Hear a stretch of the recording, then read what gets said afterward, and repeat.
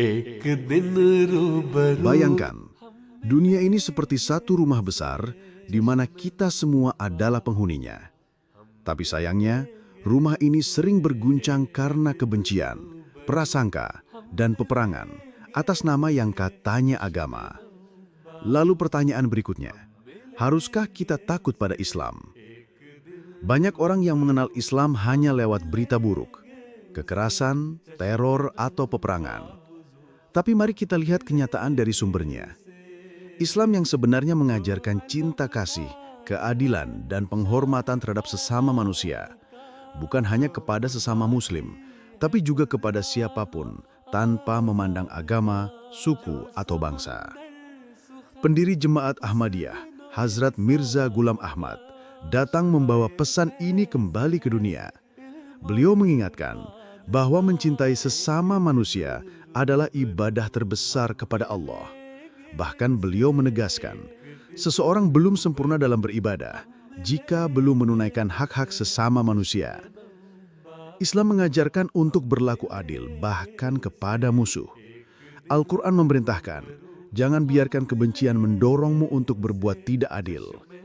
Nabi Muhammad pun memberi teladan yang luar biasa.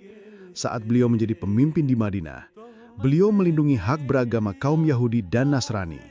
Bahkan, beliau pernah mempersilahkan tamu Nasrani beribadah di masjid beliau sendiri. Bagaimana mungkin agama yang mengajarkan seperti ini dianggap menakutkan? Tuduhan bahwa Islam disebarkan dengan pedang adalah keliru. Semua peperangan pada masa Nabi adalah defensif, untuk mempertahankan kebebasan beragama, tidak hanya bagi Muslim, tapi juga bagi semua agama. Nabi Muhammad juga mengajarkan aturan perang yang sangat manusiawi. Tidak boleh membunuh wanita, anak-anak, orang tua, atau pemuka agama. Tidak boleh merusak tempat ibadah. Tidak ada paksaan untuk masuk Islam. Semua itu adalah hukum yang jelas dalam ajaran beliau. Lalu dari mana gambaran buruk tentang Islam berasal? Sayangnya dari perilaku sebagian Muslim sendiri yang sudah jauh dari ajaran sejati. Kekerasan, teror, dan kebiadaban yang mereka lakukan hanyalah mencoreng nama Islam, bukan mencerminkan ajarannya.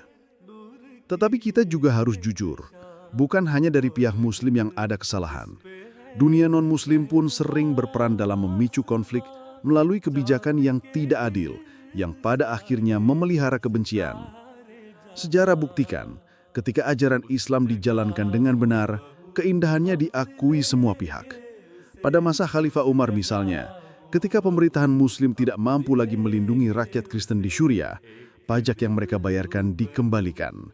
Dan ketika Muslim kembali memimpin, justru rakyat non-Muslimlah yang paling bergembira karena merasa dilindungi. Islam juga mengajarkan untuk menjaga perasaan orang lain. Nabi Muhammad pernah menegur sahabat dekatnya, Abu Bakar, hanya karena ucapannya berpotensi menyinggung orang Yahudi. Meskipun ucapannya benar menurut iman seorang Muslim. Betapa halusnya ajaran beliau dalam menjaga keharmonisan. Namun kini, atas nama kebebasan berekspresi, kita sering melihat para tokoh suci dihina dan diejek. Padahal jika kita sungguh-sungguh menginginkan perdamaian, kita harus menghormati nilai dan keyakinan orang lain. Dunia saat ini berada di ambang krisis besar.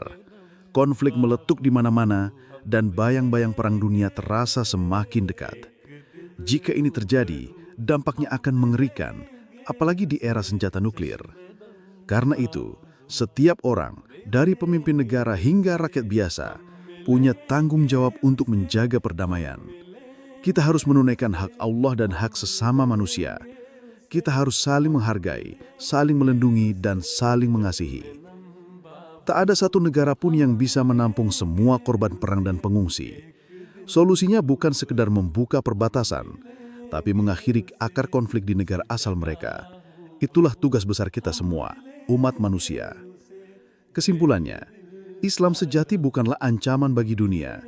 Justru ia adalah cahaya yang membawa cinta kasih, keadilan, dan kedamaian. Gambaran buruk tentang Islam muncul bukan karena ajarannya, tetapi karena perilaku manusia yang jauh dari kebenaran itu sendiri. Jika kita ingin dunia ini aman, kita semua harus belajar menghormati, bukan hanya yang sepaham, tapi juga yang berbeda. Kita harus berani menegakkan keadilan meski terhadap musuh.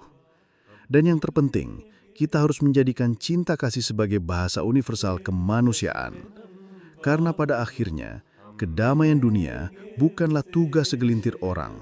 Ia adalah tanggung jawab kita bersama.